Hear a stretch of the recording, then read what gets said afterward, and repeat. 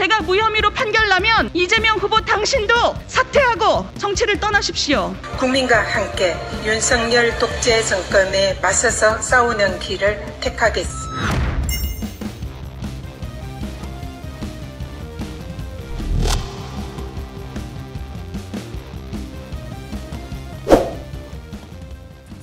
서울 수도권의 선거 판세를 가늠할 수 있는 한강벨트 중에서도 중성동갑 지역구는 이번 총선 최고의 관심 지역으로 꼽힙니다.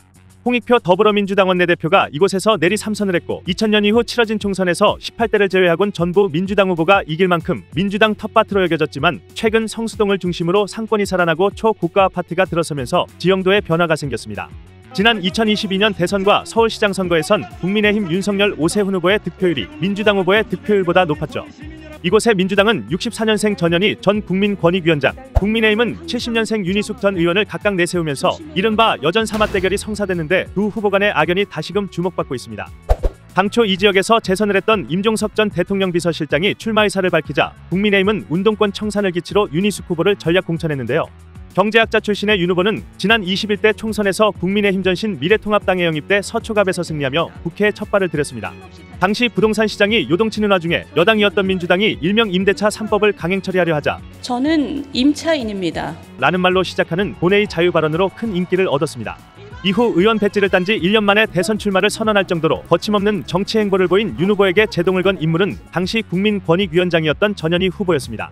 권익위는 조사 결과 윤 후보의 부친이 세종시에 논을 사들인 후 직접 농사를 짓지 않은 사실을 확인했다며 윤 후보의 농지법 및 주민등록법 위반 내용을 공개했습니다.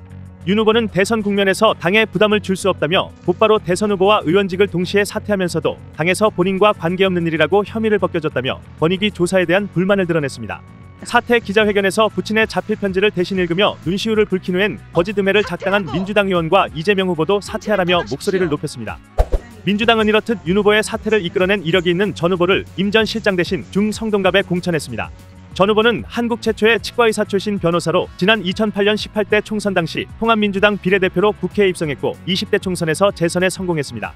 재선 당시 전 후보는 24년 만에 강남에 민주당 깃발을 꽂으며 민주당 승리의 주역으로 평가받기도 했습니다.